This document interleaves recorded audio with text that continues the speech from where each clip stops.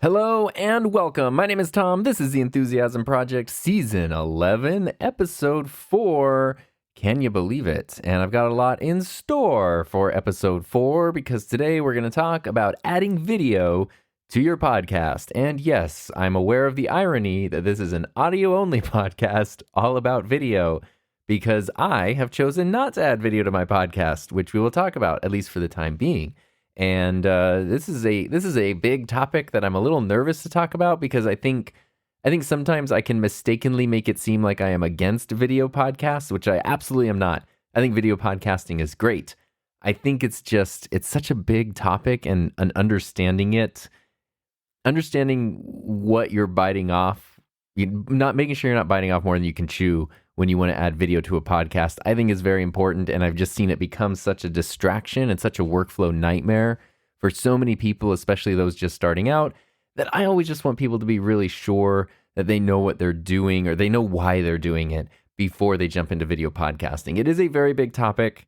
I kind of feel like it's almost, I'll teach you calculus in an hour and it's going to be way too much to cover. So that's sort of how video podcasting is, but I think I've broken things down in a way that I hope is helpful and that will at least maybe answer some questions, give you some ideas about workflows, and if nothing else, then also point you in the direction of which other questions to ask as time goes on. So that's kind of the goal today as we talk about video podcasting. Before we jump into that, though, we got to talk about gear because I switched things up a lot this week. So you're listening to me right now on a microphone that I cannot tell you what it is because it's not released yet, but it was just shipped out the other day and I used it and I really like it and I'm excited about it. There are a few details I'm waiting to learn, specifically the price, because I think that's going to be a huge determining factor. And the tease that I can give is that if this microphone is priced where I hope that it is, it essentially kills another microphone in the same lineup. I know that's like a clickbaity thing to say, like, is this the X, is X microphone the Y microphone killer? In this case, in my opinion, it would kind of kill another microphone for most people. And that's kind of a cool thing because it's kind of cool. So we'll see about that. But I also took a risk because I'm running this into the Mackie DLZ Creator, which I've only used on actual podcasts a couple of times because there's a learning curve is crazy on this thing. So maybe, I hope the mic sounds good. I've spent a lot of time trying to work with it. I've done a bunch of samples and tests. But if you're like, that mic sounds terrible, just blame me and my EQ skills on the Mackie DLZ because it's very different. If you remember a couple weeks ago, I was talking about it, and the big reason I haven't used it a lot is because there is a huge learning curve, but also it has had issues finalizing files. So I'll record for an hour or more, and then the file doesn't get finalized, and it's almost a non-usable audio file. Fortunately, I've totally updated everything. I've done a bunch of tests, and it seems like everything is working fine. So I do have just some basic EQ turned on. So if I turn off the EQ, this is sort of what the mic sounds like without it. And in a way, it's hard to say if I don't like that better or not. The EQ includes some actual graphic equalization, a bit of de-essing, which I think does make a difference. If I turn off the de-esser, now you hear a lot more of those harsh sibilants, but if I turn on the de-esser, it helps a lot. The thing I'm really questioning, though, is the noise gate. I've learned to like the Rodecaster noise gate, but now, if I turn off the noise gate, this is what the mic sounds like, which actually, I feel like there's a little more breathing room here. Maybe more, you can hear the fan from my light turning on. If I turn on the noise gate, it gets really quiet when I stop talking. But I do kind of worry that maybe the attack is too aggressive, maybe. Might be the case, so I'm actually live tweaking it right now. But hopefully this sounds okay and gives you an idea of what this microphone sounds like and how this microphone works. And we also then have the DLZ Creator going here, which I'm a little bit nervous about because I sure hope that this works. But anyway, jumping into the topic of today's show, video to a podcast. So to keep things extra simple, if you just want to know the basics of video podcasting, I have added a section to my website that I'll put in the show notes for this episode that is gear recommendations for specific setups. It's almost like a restaurant menu. That was kind of my inspiration, was a restaurant menu. And you can go there and just sort of click like 1-person podcast, 2-person video podcast, 4-person audio, like whatever kind of setup you're looking for. And it will give you all of the components you would need to get up and running, with prices and links to the specific equipment. So it'll even say like, 1-person audio podcast setup, $300, 4-person video podcast setup, price unlimited kind of thing. Like I try to give you actual budgets there. Everything is up to date with, current equipment recommendations and everything. And it includes not just the big stuff like, a microphone or a mixer, but also stuff like cables and memory cards and all the little things that are easy to forget. And so you order equipment to put together like a podcast setup, and then you realize, I forgot like all the little bits that I need to actually get this up and running. So if you go to himynameistom.com and then click on gear, there's a thing that says recommended setups. I'll also put a link to that in the description. Also, since we are talking about podcast production, just like we were last week when we talked about audio podcast production, I do want to just throw out a 10% promo code for all of my courses. So the Podcaster Playbook, which is the podcast production course, the Podcaster Idea Book, which is the ideation, the creating your concept course, and Rough Cut to Final Cut, which is my Final Cut Pro editing course. Could be very helpful if you're wanting to edit a video podcast. You can use promo code ENTHUSIASM and get 10% off any or all of those courses. Of course, link will be in the description. Or you can just go to himynameistom.com/courses and click on the one that you're interested in. So that's all the like housekeeping stuff out of the way. The next thing now, let's jump into our topic, video podcasting. I think the biggest misconception is that sometimes, especially if someone already has an audio podcast up and running, like right now, I'm talking into a microphone, recording into a mixer. I think sometimes people can think, I'll add a video component. It doesn't need to be complicated. I'll just set up a camera and hit record. Just one shot, and that's it. It is so much more complicated than that. And I think the biggest question you need to ask yourself when you're considering doing a video podcast is the juice worth the squeeze? Are you going, like, have you ever seen those things, I don't know, like old cartoons or whatever, where someone gets like, 100 lemons and tries to smash them together and they get like one little drop of lemon juice or orange juice or whatever?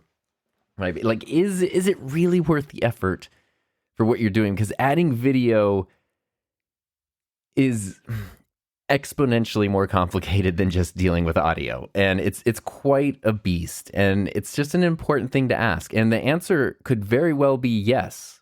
And there are so many amazing video podcasts out there where the answer is yes, that juice is worth the squeeze. You are getting more out of it than you're, like the outcome is worth what you're putting into it, sort of thing. So one way to start answering that question is to very simply just think, where is this video going to go? Because I think sometimes people forget, you got your audio podcast set up. I got my Buzzsprout account going. I'm going to do a video podcast. Wait, how do people even watch this video podcast? Where's it going to go? It sounds sort of simple, but if you already have sort of people finding your podcast in certain directories and through certain links, how are you going to bring in this video component? There's really two ways. One of which is extremely obvious. The less obvious one is that Spotify does support video podcasting. And if you use Spotify for Podcasters, formerly known as Anchor, you can upload a video version of your podcast. And they do it very well because on Spotify, you'll be able to watch the video version, but then they will also just parse out the audio and send it to your feeds and your directory. So that's kind of cool. Like you have your video file is your one file, and it's going to accommodate both the video people who will have to watch through Spotify and the audio people, and everybody's kind of good with that one file, which is really, really cool. Obviously, if you want to share video, YouTube is the number one place to go, right?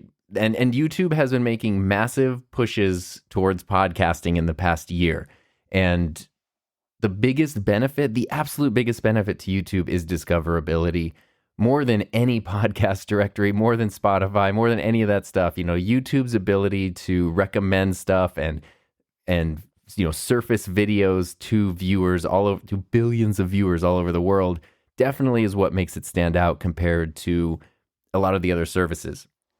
So I think it would be silly to have a video podcast and not put it on YouTube, because that's the biggest benefit. And it wouldn't really surprise me if you end up noticing that you get more views, more attention on your video podcast through YouTube than through traditional directories. However, it's tough to say if those are going to be quality listens and quality views, because if somebody goes to a podcast directory, they open up Overcast or Apple Podcasts and they search up your show, or they follow or subscribe to your show and they listen to every episode. Those are people who are really committed. Whereas YouTube, because it will just surface stuff to people who may find it, discover it, and love it, you're also going to get a bunch of people who just sort of bounce in and bounce out after a few seconds. And sometimes then that could be, maybe it could give you like a false impression. Like, oh, wow, on my audio version of my podcast got 65 downloads this week, but my video version got 1,000 views. It's like, but did 1,000 people actually listen to the whole thing? Probably not, honestly. So, that's something to consider. But YouTube's approach to podcasting has really grown in the past year, and that's been very exciting, because what you can basically do now is create a playlist, add videos to that playlist, and mark the playlist as a podcast. And then it will be available in like all of the within YouTube podcast directories, but also on YouTube Music. So that's a pretty cool way to get discovered. It works out really, really well. The downside here, though, is if you have an existing show. If you're starting from scratch, then you can dive into YouTube. But if you still want to do the audio and video component, you have two separate files, two separate links, two separate workflows. Even if you want to upload your video to Spotify, but then you also want it to be on YouTube, you're uploading the file again over on YouTube to make it visible there. But let's say my show, The Enthusiasm Project. I have the audio version. It's in all the directories. If I want to add a video version, I have to then, essentially create a podcast on YouTube and upload it there. And anytime I want to direct people to my podcast, I have to decide which of these two links to share with them. And that can be confusing. It's always messy, anything like that. So what I'm personally waiting for, I'm actually very on board with adding a video element to my podcast, because after 4 years and 100 some odd episodes, I feel like I'm ready for it. I've experimented with it a little bit in the past, but I would like to make it more of a regular thing. And I've even got like Ecamm stuff all set up, so that way through the use of Ecamm, the use of Stream Deck and some automation and stuff, it can be a pretty simple on-the-fly workflow. But what I'm waiting for is for YouTube to embrace RSS feeds, which they did say they were going to do when they first started announcing their push to podcasting. And I think that that's a big deal for anyone in my situation where you already have an existing show, an existing library, and you don't want that to have to be a second link, to be able to essentially use YouTube as a podcast directory and connect your RSS feed to YouTube. I don't know the fine details of how this would work, because you'd be uploading a video file to YouTube, but then pulling in episodes from the RSS feed. But basically where everything can be located in one place. And even existing files like this episode that does not have a video component, if YouTube could pop it up in like YouTube Music, just like Spotify, we just show the podcast artwork and play the audio. And then if an episode does have a video component, then show the video component and play the audio as well. So I don't know how they could do that. The benefit to YouTube in doing that is that they don't have to host the shows that are being linked to through the RSS feed. Like, they would be hosted on Buzzsprout. YouTube would be the player. And then knowing YouTube, they probably still put ads on top of it as well. So they'd be able to put advertising on data that they are not hosting. So that kind of seems like, a benefit, right, to them. Maybe annoying to, viewers and stuff. But anyway, they said they are going to do that. And I think that's the big key for people who have had podcasts for many years, hundreds, some people have thousands of episodes. It's very unappealing, the idea of starting from scratch with YouTube podcasting. Push might come to shove, and it might just become inevitable that that's just what you have to do if you want to have a video podcast, is okay, I don't know, either add this to a playlist on an existing channel or start a new channel for the podcast, and that whole dilemma. I'm kind of waiting to see right now. Even though YouTube podcasting has become better and it's a cool option, it's definitely something you should consider if you want to create a video podcast. To me, it still kind of seems like it's in beta mode. And so that's the first thing to consider. We haven't even talked about gear. We haven't talked about the process. We've just talked about like, what would you even do with a video version of your podcast? Where would it go? Where would it live? What are you going to do there? The next thing, a question that I get a lot is people want to do video podcasts, but they almost don't want to use a camera. And instead they want to use like a static image. They want to make a video file, take their audio file, throw it into a video editor, add an image like their podcast artwork on it, or like a visualizer that shows the sound waves bouncing up and down, and that's their video podcast. Even though I said I wish YouTube would do that with existing episodes through the RSS feed, I don't think you should do that if you're starting a video podcast. Obviously, you can do whatever you want. It's my opinion that that's not the purpose of video podcasting on YouTube. If you're embracing YouTube to do a video podcast, you should have a video podcast, not kind of trick people into like, was this a video? Oh, it's not. Just stick with audio only at that point. And I feel like YouTube, if they haven't already, they will kind of crack down on being able to easily tell this video podcast is actually a video of people like podcasting. This video podcast is a static image or non-people. It's not actual video. And I feel like when it comes to what is being recommended and surfaced, those things are going to play a factor. That's just my thought. But anyway, that's kind of the core question is, where would the video component even go? Like, what are you going to do with this thing? When I was a kid and my best friend and I would make movies we made like 100 Steven Seagal level movies from the ages of like 11 to 14. And we never considered like who was going to watch these. They're all on 8mm and VHS tapes and stuff. And the idea of like people seeing them never even crossed our minds. We were just making the movies and then we'd show them whoever was there. I think that was, especially for the time period, that was fine. For the developmental period that we were at, technically, creatively, emotionally, that was probably appropriate. I don't think that's the approach to take now with video podcasting. If you're gonna take on this beast of adding video to your podcast, make sure you know where it's gonna go before you do that. And a big way that you're gonna determine how practical that is what your workflow is going to be. Because the first thing, people love to jump to like, what camera do I need for a video podcast? And it's like, well, first, where's the video going to go? Second, what kind of workflow do you want? Because the type of workflow you're going to use will have a big impact on the type of camera or cameras that you want to use for your video podcast as well. So I think a big question to ask when it comes to workflows, let's transition now to talking about workflows.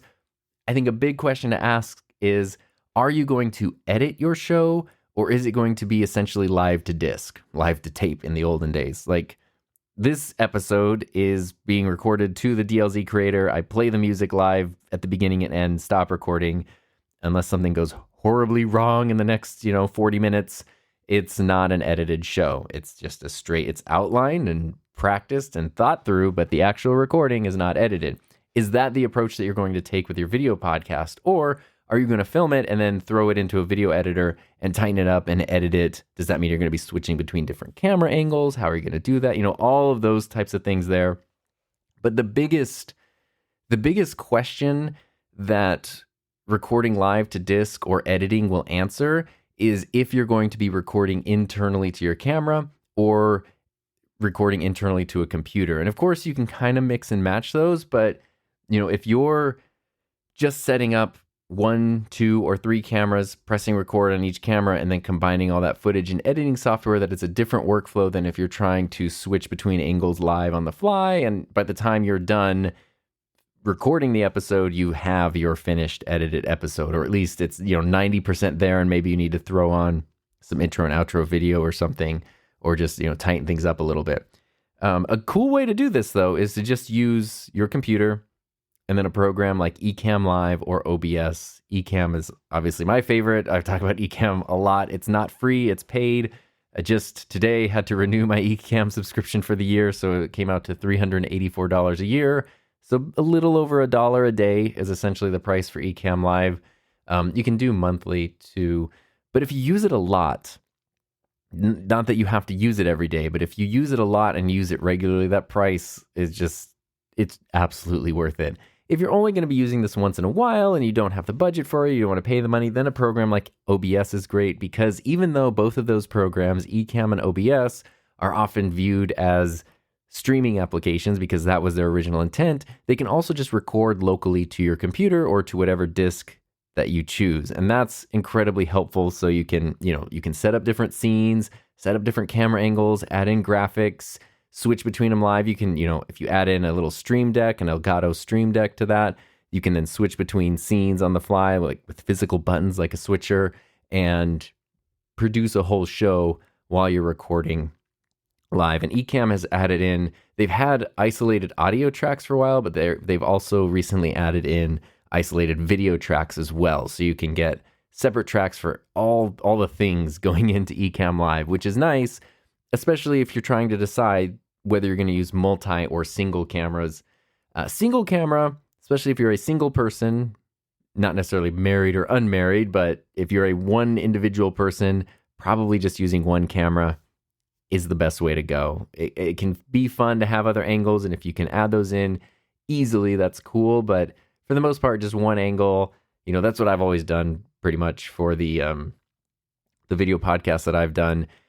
That's going to let you focus on what you're actually communicating, and not trying to switch or pay attention to different cameras while you're also doing that, because that takes some brain power and some multitasking that is very difficult to do, and very difficult to get good at too as well. So I definitely kind of recommend, if you're one person, especially just starting out, single camera is probably the way to go. But there are cool things to do. I have a whole video that's all about how to set up automated camera switching in Ecamm Live, and there's a built-in feature that lets you do it, but the problem with it is it looks very robotic, because you can basically just set like timers for each camera. So if you have two cameras, you could set like, okay, 20 seconds here, 10 seconds there, but then it just kind of goes back and forth, and it's not going to cut based on the flow of the conversation. It's going to be just, the same amount of time back and forth, back and forth. I don't think that looks great. I don't know of any software currently that does a good job of cutting back and forth based on conversation. So if you have someone else in person with you and there's a camera on each of you, trying to get it to automatically cut to whoever's talking seems like it would be a simple basic feature, but I don't know of any software currently that does that reliably. And that would be really cool. That's something I would love to see. So I did make a video in Ecamm Live that does not solve the cutting when somebody is talking problem, but it does show you how to add in what looks like more random timings to your cuts. And that way it's not, each camera isn't on there for the exact same amount of time every time, just kind of in this looped order, and it looks very robotic. It looks a little more natural to let something breathe for a bit. Something's a little quicker, something breathes. But again, you do run the risk of somebody saying something really important and then just automatically cutting to something else. So, it's an imperfect system. But those are all the kind of questions that go into, are you doing live to disk? Are you going to edit this? Are you doing multi-camera? Are you doing single camera? And of course, a big question in today's world with podcasting is, are you doing remote or are you doing in person?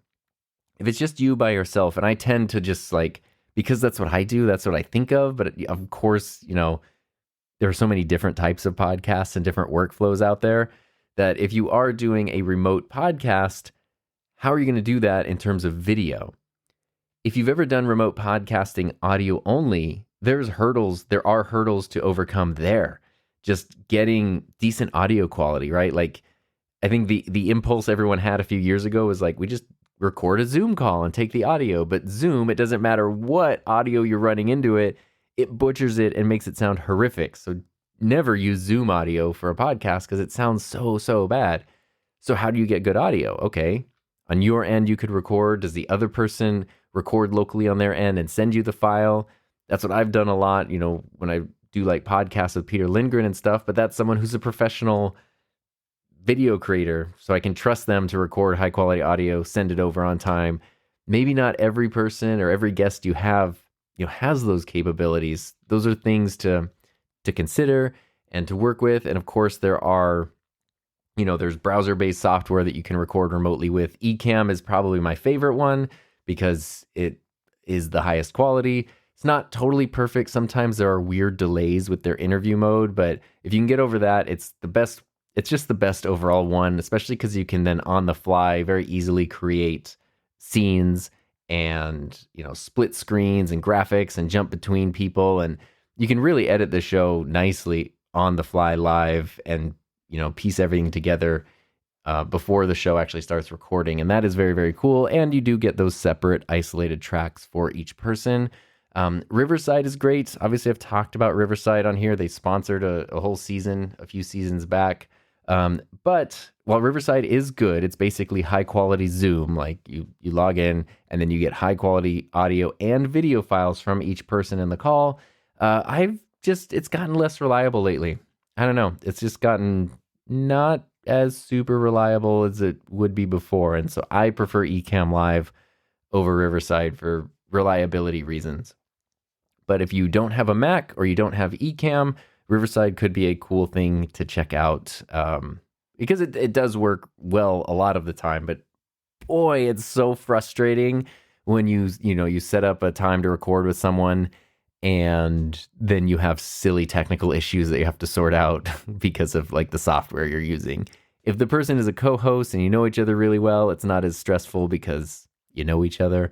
But if it's a guest, you've scheduled a guest and someone's taking time out of their schedule to be on your show, and then it's like some dumb software problem stops you from recording on time, that is very, very frustrating. So that's something to consider if you're doing a remote podcast is how are you going to do it?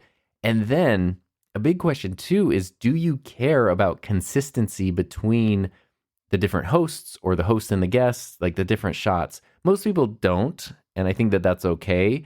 But that means it's not uncommon to then see video podcasts where one person has, a very like high quality looking setup and other people have, they're just using like their MacBook webcam or whatever. And it doesn't look, there's a pretty big disparity between quality.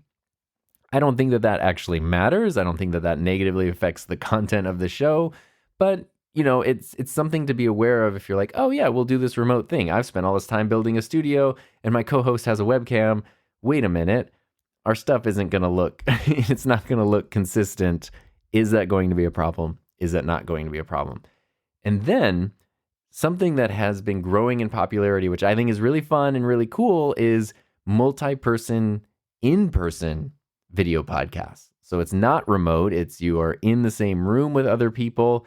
And that means you might need to consider building a set. Are you set to build a set? I guess that would apply to anything, I guess that applies to all levels. Let me break this down. If you are an individual recording your video podcast, there's still an element of needing a set, right? You probably need to have a background. Maybe it's very small, very simple, very plain. Maybe it's very complex, but you need to figure out where you're going to film. And that also includes all the other things, because now you're adding video. Video is a lot more than just a camera. Video is also lighting. It's also figuring out how to power that camera, how to, do you have a hard drive you're recording to? Do you have an SD card you're recording to? All of those questions come into play once you start adding in video. And then lighting, because a camera can't do anything if it can't capture light. So now, do you have a lighting setup? It's a lot to add in, right? And now if you're building a set for multiple people, you're not just trying to make one person look good, you're trying to make all of the people. If there are 2 or 3 people looking good, trying to make all of them look good. So do you have a set and a lighting setup that works for that? Obviously, you don't have to have professional Hollywood broadcast quality to start your video podcast. You can start basic and start with, simple stuff, but just be realistic, be aware of that too. I have seen plenty of, I guess the best strategy I've seen for people just starting out is even if they have like 2 people and a guest, it's usually 3 people on screen is what I've seen do this a lot. You have 2 co-hosts and then you have a guest each week. And they will just set up one camera that's just a wide shot of everybody and try to make a little set that kind of looks nice. Sometimes it's in a living room or an office or garage or whatever. They make it look as nice as possible. It's brightly lit as much as possible. And that's it. And that works pretty darn well. Like that is a more than, usable experience for the listener. And as long as it sounds good, as long as your audio still sounds good, then the lacking of video quality or the lacking of different angles won't matter as much. But as you're diving into like, I want to create my show, we're going to build a set, we're going to do all this, that again, is the juice worth the squeeze? Especially when you remember when it comes to video podcasting, I like them. Like, I won't lie. If there's two options, if I want to listen to an episode and there's a video version and a non-video version, I'll choose the video version because why not? They burned the calories to create it.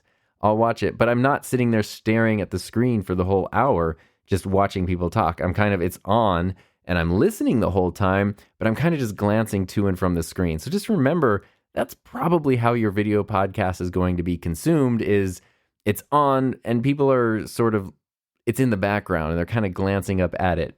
There's nothing wrong with that.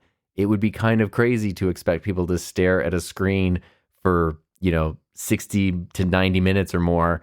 And it's just kind of a static image of just a person talking. It'd be very weird.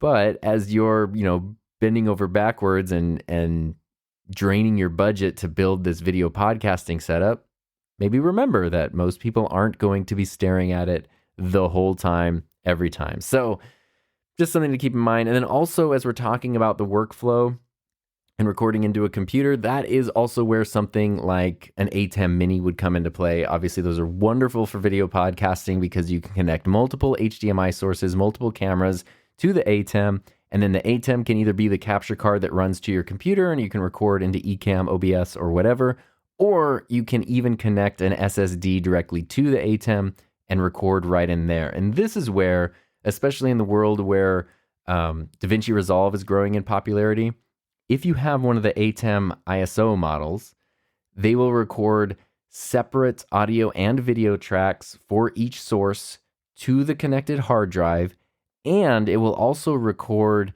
a DaVinci Resolve project file based on the cuts that you've made. So as you're recording through and you're cutting between cameras, it will remember that and create a project file you can open up in Resolve, and then you can, fine tune it and tighten it if you want. So it's like you're recording live to disk, but if you decide that you want to, to edit it and to fine tune it later on, you can do that and you don't have to start from scratch. You already have a project file as soon as you've stopped recording. Okay, so now let's move in and talk about cameras. Obviously, if we're talking about video podcasting, talking about cameras is unavoidable, but there's just so many different ways to approach this. So again, very broad, very high level discussion here, right? We're not too much into the weeds. Earlier, I mentioned that you could either record internally or run the camera signal to your computer to a capture card or whatever. So let's talk about if you're going to record internally, what does that mean? What do you need? A couple things that you need. One is memory cards. Do you have a memory card that will last the length of your show? And if your camera has 2 memory card slots, are you going to have it where it's like overflow? When card 1 fills up, it just starts recording on card B? Or are you going to have them record simultaneously so that way you have a backup of your show, which is not a terrible idea, especially if you have guests and stuff. After some issues I had, if you might remember, earlier this year, I now make sure that all of my cameras have 2 memory cards recording simultaneously for all of my videos, so that everything is always backed up, just in case something goes wrong and something goes weird.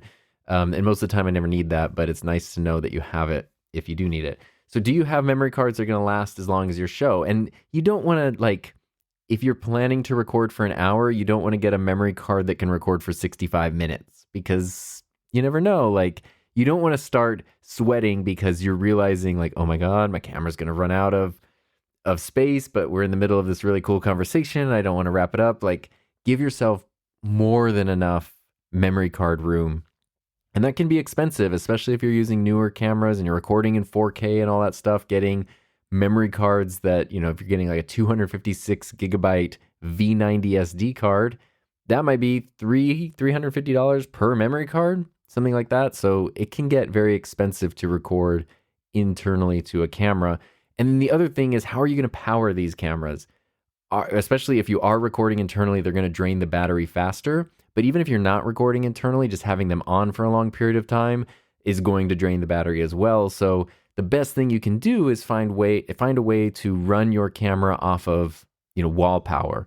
And the sorry, I thought I was trying to think of a pun that involved wallflower power, because as a former wallflower, I was like, hey, wallflower power. But anyway, wall power. Yes, you need that for your camera. And some camera models have whole dummy battery systems where it's like, it looks like a camera battery, but it has a power cord attached to it, and you put the battery into the camera, the fake battery into the camera, and then plug the cord into the wall, and now you can run off wall power. I know my Sony cameras all have USB-C power, which is really nice, but they don't work on just any USB-C power supply. So I had to buy a very specific, it's a power adapter. I think it's a 65 watt power adapter that has two USB-C ports on it, and that can run two cameras. That it can charge them and it can run them, and that way the battery doesn't drain over any amount of time that the cameras are plugged in. Because the problem I was having prior to that was I would connect my, say my FX3 to USB-C power, and it would have a fully charged battery, and then I would do a live stream or something, and I would notice the battery is still draining down, and I would start panicking, because it's like, oh, now I've got 12% battery left, but I think there's going to be, stream for another 10 minutes. Is that going to last? That's not fun. So making sure you have enough power and enough memory for your camera is very important, depending on your workflow. And that's also why, even though it's totally possible to just start filming with a phone or a GoPro or something, is your camera that you're using equipped to do that? Is your phone equipped to stay on for that long? Do you have enough storage in your phone to record for an hour? How are you going to manage that media when it's done? Like, before you record the next episode, you probably need to clear off that video file, right? Like, delete it. If you're using something like a GoPro, I'm going to work on a whole video about this, because you can totally use GoPros to film a long time for live streams. But if you're recording internally, it's definitely going to overheat before an hour runs out, even if you're in a nice, cool studio environment. So a GoPro would be something that you need to run through, a capture card, or use as a USB webcam instead. I'm going to do a whole video about that, but those kind of needs for your specific cameras, very important. And if you are going to have multiple cameras, do you care about the cameras matching?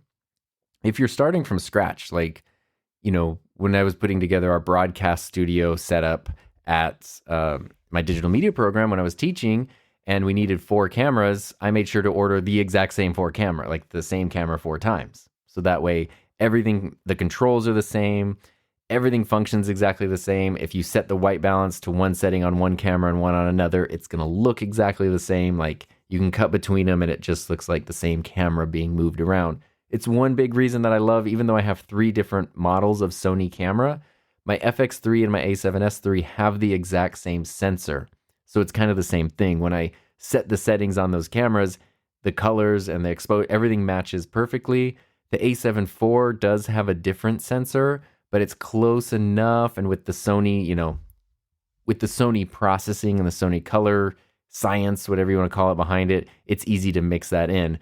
But in the times when then I throw my Canon camera into the mix with the Sony cameras, it doesn't match exactly right. So it takes a lot more time in editing to make things match up, which is not a problem. Like, if you're putting together your podcast and you're just combining what you have, so you're going to take, you have a Sony A7 IV, but you also have an iPhone and a GoPro, and you wanted to smash all those together and use those as your 3 cameras, it is very possible to do that. But it is going to take a little bit of time and planning to help it not be distracting when you cut between those angles, because the quality is going to be so different between them. And you can totally overcome those things. And, if you're using a GoPro and a mirrorless camera together, you probably don't want to use a super shallow depth of field on the mirrorless camera, because the GoPro has a very wide depth of field. And if you're cutting between those, that might look a little strange. So if you try to make a match by having a very wide depth of field on both cameras, then the difference is going to be a little less noticeable. If your environment that you're filming in is lit really well and there's plenty of light sources happening, again, the cameras will perform a lot better. And like I mentioned, when it comes to cameras, if you're not recording internally, you do have a lot more options. So I would encourage you, if you want to do a video podcast, not to record internally to your camera. The reason for that, like I mentioned, the SD cards and the memory cards get very expensive and can fill up very quickly. But also, Internal recording uses a lot more power, so not an issue if you're connected to battery power, but it also does generate a lot more heat, and that's where cameras can start to overheat more, especially after a long period of time. If you have something like the FX3 or the FX30 that has a built-in fan, you shouldn't ever have to worry about overheating. But if you have a GoPro or even a phone or some other mirrorless cameras and you're recording internally, overheating and then the camera just shutting off randomly is definitely a thing that probably will happen in the course of a longer podcast episode. If you're not recording internally, the camera is just sending its signal out elsewhere. That means the camera is doing so much less processing internally that it's going to then generate a lot less heat, and then overheating won't be a problem. So there are a lot of cameras that have overheating issues while recording that have no overheating issues while just using them as a source for a stream or a podcast. So I definitely do recommend not recording internally if you can with any camera. And, you can even do that with a phone. I just recently did a video that shows how to connect your phone to an Ecamm Mini using the Blackmagic camera app. So that means your phone can be an unlimited video source, basically. And the adapter that you use to do that, while it gives you HDMI out, it also gives you power in. So you can charge the phone while sending the signal out. You're not taking up any space on your phone, and it'll just stay on as long as you want it to stay on, which is very, very, very cool. And that's, that Blackmagic app on the phone running through the Ecamm, which is very, very cool. Same thing with GoPros and all that. However, a question that I get a lot is people they're willing to buy a new setup and they just want to know what to buy and what the recommendations are. And the biggest, if you're in that position where you're like, okay, I'm happy to invest. I just want to get a camera, maybe a couple cameras for my podcast. What would be the best thing to get? The biggest decision you're going to have to make is, do you want a mirrorless camera or a camcorder? Because those are quite different. Generally speaking, a mirrorless camera will probably have slightly better image quality. You're going to have a bigger sensor. You're probably going to have a nicer lens on it. The mirrorless camera that I always recommend when people are just starting out and jumping in is the Sony ZV-E10, because it's just such a high quality camera, and the lens it comes with is a very capable lens, but then you can swap out, you have Sony's whole E-mount lineup and Tamron and Sigma and all those other ones that you can add on to it. So it's very, very versatile. If you have a little bit more in your budget, I think the FX30 from Sony is a really good choice, because it's basically everything I love about my FX3, but at half the price. And the reason it's half the price is because it has a crop sensor. So it has a smaller sensor than the FX3 does, but a way bigger sensor than a camcorder will. And it has that built-in fan, and it's a great studio camera. So those are kind of my two mirrorless recommendations. But of course, there's other brands out there. You can build a whole ecosystem around Blackmagic cameras if you really want to dive into like Etamms and Blackmagic studio cameras. And, you're building to be honest with you, if I were building out a new broadcast studio or a podcast studio from scratch today, I would probably really consider looking at the Blackmagic ecosystem. The only hesitation I have is the lack of autofocus, and it depends on camera operators whether or not that's going to be an issue or not. But otherwise, those are the things that are all meant to play together very, very well and give professional results. But mirrorless cameras are going to, they're going to be better in low light, better overall image quality, more shallow depth of field. So if you really do love that blurry background look, clear subject, blurry background look, a mirrorless camera is definitely the way to go. There are some more workarounds you have to do with mirrorless cameras, because generally they're not designed to record for long periods of time. So everything we just talked about with not recording internally definitely applies. Camcorders, on the other hand, are really great for studio cameras because they're generally designed to record for a long period of time. Most camcorders come with some way right out of the box to run them off of wall power. So, mirrorless camera, oftentimes you have to buy something else, buy an adapter, buy a dummy battery, whatever. Camcorders, it usually just shows up right in the box. You can just do it right away, which is awesome.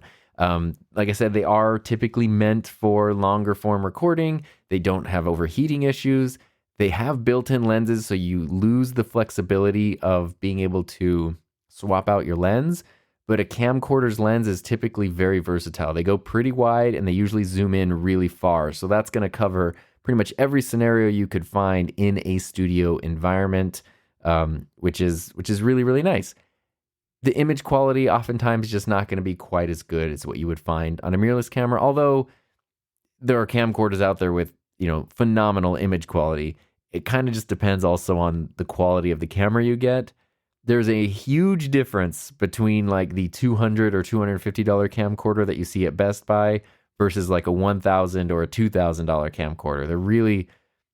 It's almost like comical how different they are in terms of quality and usability and features and everything. So I definitely wouldn't recommend like, oh, I'll do my podcast with a camcorder, go get the cheapest one you can find, because it's probably going to cause you a lot of frustration. But if you have around $1,000 is where camcorders start getting really good for, at least semi-professional use. And, Sony makes some great ones, Canon makes some great ones, Panasonic makes some great ones as well. Those are the ones I would stick with. And it's kind of just about what works within your budget and what you, what has the features that you need. So now if you're figuring out, okay, you're going to do your video podcast, you know where you're going to put your video podcast, you know whether you're going to record internally or external, you kind of figured out all these things. The last thing I want to touch on is how to set up a 3-camera setup. Because even though I said I would recommend starting with a single camera just for the sake of simplicity, adding in other cameras is a very natural thing to do. And if you're starting off with more than one person on your podcast, it's something you'll probably want to do pretty quickly. You don't have to. I mean, like I mentioned, there's plenty of shows with, 3 hosts, 4 hosts that just use one wide angle. Heather and I do the couples table every week. That is just one angle of us sitting side by side for pretty much the whole time. So you don't have to have multiple angles, but the standard way to do it would be 3 angles if you have 2 people. I guess you could do three angles with more than 2 people as well, but we're going to start with a 2-person setup, 3 camera angles. And that would just be a master shot and then 2 singles. And what that means is your master shot would be a camera that films everything. That's probably right in the middle of the 2 people. You see both people in frame. You probably see as much of the set or the area that you're filming as possible. And that's your main angle where you're probably going to start the show, probably end the show, and an angle you would cut to anytime both people are talking or there's a lot of back and forth or something like that. Then you would have 2 other cameras getting single shots, one of each person. And that would probably be more of like a medium shot where you're kind of filming from the middle of their chest to just above their head. Like definitely use your rule of thirds and learn about framing and all that kind of stuff. And each person is going to have their single shot. And that way, you can cut to the master shot when the show starts. When one person's talking, you can cut to their shot. You can cut to the other person's shot, back to the master shot. And cutting between these 3 shots is pretty much all you need to make a really, really, really dynamic show.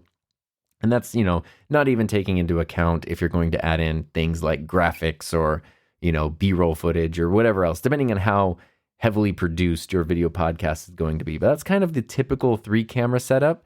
There is something really important that might be a little difficult for me to communicate via audio only, so video might be a good idea for this. But that is the 180-degree rule when it comes to using multiple cameras.